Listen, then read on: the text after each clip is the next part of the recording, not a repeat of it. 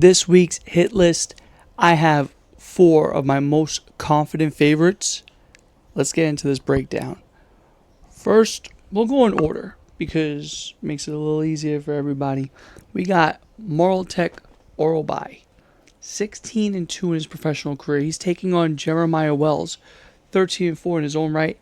And Jeremiah has been submitted before to Carlston Harris recently, actually, about 3 years ago. But that just shows you the consistency of Jeremiah Wells. He doesn't fight too often, but you get submitted by a 39-year-old Carlston Harris. Now, who is on a 3-fight losing streak, by the way. You're going against Marltek Orobai. He has 6 submissions, 7 knockouts. This guy is a finisher. He's only lost 2 decisions, has not been finished before in his professional career. And he went toe-and-toe with Mateusz Rebecki. That went to a decision, and he lost. It was a split. It was very, very close, though. And he was beat up, bloodied up, and dogged it out to a decision. He is coming off a decision against Chris Curtis. But before that, he KO'd Jack Hermanson dominantly. Submitted Tofik Musayev, who was a pretty good fighter. He submitted Uros Medic, which, again, shows to the caliber of fighter he is because Uros Medic is dropping everybody. Now, I think he dominates here. 16-2, going against somebody 13-4 who hasn't had the best run in the UFC. Let's see where he started. UFC debut against Warlley Alves. Can't speak today. Knocked him out. Then got a submission win over Mike Mathetha. KO over Court McGee. Split decision over Matthew Semmelsberger. None of these guys are really, top quality guys. Lost 2 straight by submission to Carlston Harris. Split decision to Max Griffin, which Max Griffin, again, he's older. Not the same Max Griffin. Then just won a decision over Garimbo. He hasn't had high quality UFC fights. Now this is a layup fight for Orobai. I'll be honest with you, I don't understand the matchmaking here because I would think that Orobai he's on the rise. I think he will be getting better competition as his career is going. Look at who he's fought. You had a UFC debut against Uros Medic. Then fights Elves Brenner, who I believe this guy, if I'm not mistaken, 11 submissions, 3 knockouts out of his 16 wins. Elves Brenner is a finisher. Now, he goes against Mateusz Rebecki, goes against Tofik Musayev, Jack Hermanson, Chris Curtis. These are good quality fights. But now you go against a Jeremiah Wells, 39-year-old Jeremiah Wells. I think there's not a world where Jeremiah wins. Be honest with you. Minus 900 for Orobai. Probably should be. But KO or finish, Wells has never been knocked out, but he's also never fought an Orobai. Next, let's go to Lucas Fernando. 29 years old, 13-3. He's never been finished either. 3 decision losses. This is his debut. And he fought in the LFA.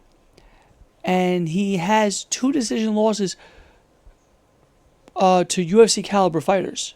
Azamat Bakoev and Cesar Almeida. He lost Dana White's Contender Series in 2023. Almeida has powerful kickboxing, and Bakoev has power in his hands and a submission game. We could see the durability already with a Lucas Fernando. And LFA is not some low-quality fighting promotion. Couldn't get the words out. Promotion. He's taking on Rafael Tobias, 14-2. He's been knocked out before. 1 decision loss, 1 knockout loss. He is more of a clinch pressure fighter. He has some finishes, 5 KOs, 6 submissions, but he doesn't really show it on the feet. He just came off of a decision loss to Dior Nurgajai, who is a dangerous Muay Thai striker, albeit. But he hasn't lost since 2023, before he got knocked out by Miguel Porto. 5-3. He got knocked out by a guy 5-3. His 5 wins are KOs, so you could see that that's where he wins. He's a kill or be killed kind of guy. And then he hasn't had a decision loss. I mean, he hasn't lost to anybody else before that, not even amateur. But Lucas Fernando, you could see his takedown defense was crisp. His striking is powerful, crisp. Everything's crisp. He's crispy. He has good cardio. He's an all-around great fighter. He could submit you. He can knock you out. He has dynamite in his hands. 6'3". He's going to be enormous. I mean, 6'3", 6'2".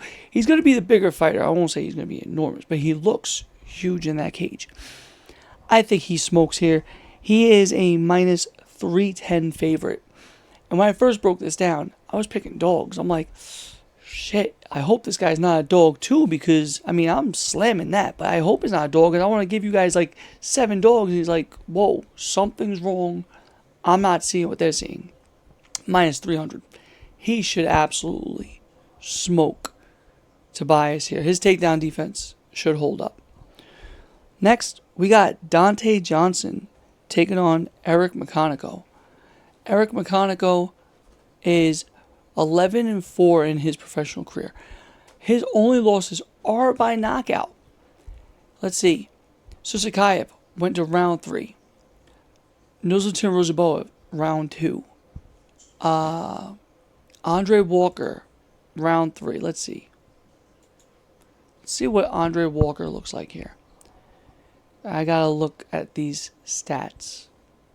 6-3. You got knocked out by a 6-3 guy. Dejan Kajik, 19-9. 11 of his 19 wins are by knockout. Dangerous guy. Now let's go over to Dante Johnson. 8-0, 6 knockouts. This guy had never been out of the first round until he went against Cedricus Dumas. But that's because Dumas was just pushing the pressure, taking him down. And the next fight, he went to a split decision with Cody Brundage. Now, I'm sorry, he got a submission win over Dumas round 2 after he was smothered on the ground. Well, they kind of went back and forth. But this has never been, he's never been out of the first round because he's just a dangerous striker. But he has decent takedowns of his own. And I don't think this should be that close. I mean, what are the odds? Minus 265 for Dante Johnson. He should smoke McConaughey. He should knock him out first round, maybe second round. McConaughey likes to work into a clinch a lot. But Dante doesn't have to really worry about takedowns. Eric McConaughey is going to try to get in your face, and he's going to try to smother you against the fence. That's what he tries to do. He's not trying to grab your legs, take you down. He's not doing any of that. I'm definitely picking Dante here. It's just, is it first round knockout, second round knockout? McConaughey, like, he's a striker, but that clinch is just, it's just so annoying. You know, when you got somebody by knockout, you're like, all right, get off of him. I want to see you get knocked out here. Like, but Johnson should handle easily, no matter what the situation, whether it's knockout, submission, or decision. I don't think he's losing this one. Pretty confident in this because it should be mostly a stand-up fight. And if he wants to take it down, he could. He could be the one that dictates that. Minus 265 is almost a gift in this fight. I can't give you odds on the props yet because they haven't dropped for me. Oh, shit, they dropped. Whoa. I'm looking at it right now. That's crazy. Plus 120 for Dante Johnson. Knockout. That's crazy. Hold on. I feel like restarting this whole video because I want to show you guys method of victories for all of these guys. Oh, wait, no. Oh, Lucas Fernando doesn't have it. No, nobody else has it. So they dropped the props on FanDuel, but for certain fights. Luque. Interesting. All right, well, we had the props for this fight, so we'll go through it. We got Dante Johnson by knockouts plus 120. And now it's delaying. Now it's lagging. We have him by points plus 360. Dante Johnson by submissions plus 1,000. He's had submissions before, but McConaughey being knocked out 4 times kind of shows you how this is going to go. Plus 120, again, is a gift. First round knockout, plus 360. Total rounds, they think it goes under 2.5. 2.5, that's also crazy. Dante Johnson by knockout, plus 120 is crazy. But we're going with Dante Johnson, nonetheless. Let's move along here. We have the main event of the evening. We have Islam Makhachev taking on Ian Gary. Islam Makhachev, it's kind of hard to talk about. Everyone should know. He is a 2-time division champion, pound for pound. 28-1. He was knocked out by a random guy. Adriano Martins, 29-13. 13 KOs of his 29 wins. But that was so long ago. We're talking about 2015. We're talking about 11 years ago. Are you the same person that you were 11 years ago? No. But also, look at the caliber of fighters that Islam fought. He went to a decision with Arman Sarukian. Choked Drew Dober out. Drew Dober got heavy hands. Choked Thiago Moises out. He is pretty dangerous in his own right. He got a Kimura submission over Dan Hooker. He knocked out King Green. Submitted Charles Oliveira. You have to have the best jiu-jitsu to fight and submit a Charles Johnson, who got heavy hands too. Let's not forget. You want to talk about, he was knocked out by a random. Yeah, but look at all the guys he wasn't knocked out by. Then he went against Volkanovski twice. Decision, and then he knocked him out. You see the highlights. The leg kick, got the leg up in the air. Then he submitted with a Bravo choke Dustin Poirier in the 5th round. I had him by submission, and I was sweating the whole time. Like, come on, guy, you can't submit this guy. You can't submit Dustin Poirier. I mean, how many people have? Let's look at this. 3 other people submitted Dustin Poirier. Come on. You can't get the submission win? But he finally got it. Then he submitted Moicano. You want to say that was on short notice? Yeah, but it was short notice for Renato. But they were both fighting. You know, Islam was supposed to fight Arman Sarukian before he got injured. Renato was supposed to fight Beneil Dariush. They both had high-quality fighters that they were supposed to train for. And then he moved up in weight and fought Jack Della Maddalena. Took the belt. He has a good record of fighting good strikers and good grapplers. Islam Makhachev is probably the most well-rounded fighter. That's why he's pound for pound.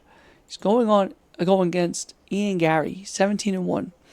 He's more of a striker. He's very mixed, but he has a good fight IQ. You know, if you could say anything about Ian Gary and kind of like praise him a bit, he has a good fight IQ. He went against MVP, Michael Venom Page. He could not strike with him. MVP's length was a factor. So Gary turned into a wrestler, and he took him down. He held him down, beat the shit out of him. His only loss is to Shavkat on short notice. Shavkat's good, 19-0. But his leg got chewed up. His knee. Shavkat is not going to be the same. Ian Gary beating Carlos Prates. That was like a hole in my heart. Because I love Carlos Prates. I think he's one of the best in the division right now. They went to a decision with Bilal. And, you know, You got these people that are like, oh, well, he went to a decision with Bilal. He's tough to take downs. Bilal's not good. All right, let's just get that out of the way real quick. Bilal Muhammad is probably one of the worst champions we've ever had. In the welterweight, in the UFC. The guy is not that good. He doesn't also spam takedowns. He doesn't have chain wrestling. He tries to box with you, and he doesn't have hands. Anytime you watch a Bilal Muhammad fight, look for his highlight where he finished Sean Brady. His only knockout in God knows how long. Bilal Muhammad. Let's just look at him. 24 wins, 5 by knockout. He knocked out 5 people. Sean Brady in the UFC. Before that, I have to scroll. My finger's starting to hurt. I gotta scroll. Knocked out Augusto Montano in 2016. That is very... What the... Knocked out Steve Carl in 2016. We gotta go back a decade to show you when Bilal Muhammad actually knocked somebody out. Shows you a lot. So all I'm trying to say is he beat a Bilal Muhammad. Whoopee. But he has good leg kicks. He doesn't have the best power in his striking, but he has good striking. He has okay takedown defense. Now, it's funny, if you watch Alexei Pelgrand, I don't know how to say it, I'm butchering it. He's in the PFL, and he was all over the internet talking about the time that he took him down, and they were sparring, and then, whatever, people get taken down, it's not that big of a deal. But for Ian Gary, it was like, oh, I didn't give you consent to record, but it was a whole controversy. The dude is a featherweight in the PFL, taking down Gary. What do you think Islam's going to do? Another thing is, somebody's lying about their height. If you saw the official face-offs, Gary is 6'3", Islam is 5'10". They don't look 5 inches difference. It was like 2-3 inch difference. Somebody's lying. I think Islam was joking around saying that he grew since then, like his toes got bigger. Gary said he wore stilettos. Somebody's lying about their height. I think Islam Makhachev clears here. I think he has obviously good wrestling, one of the best wrestling. He has good hands. He's durable. He knows how to keep his head on a swivel. He's not very stationary. He's always moving. He's always progressing in his motions. The leg kicks are going to be a problem. But when you have a fighter that's as one-dimensional as that, what's memorable about Gary? He got good leg kicks, oblique kicks. He's going to chew up your knee. He's going to chew up your leg. That's it? Yeah. You're going to worry about that? I'm not worried about that.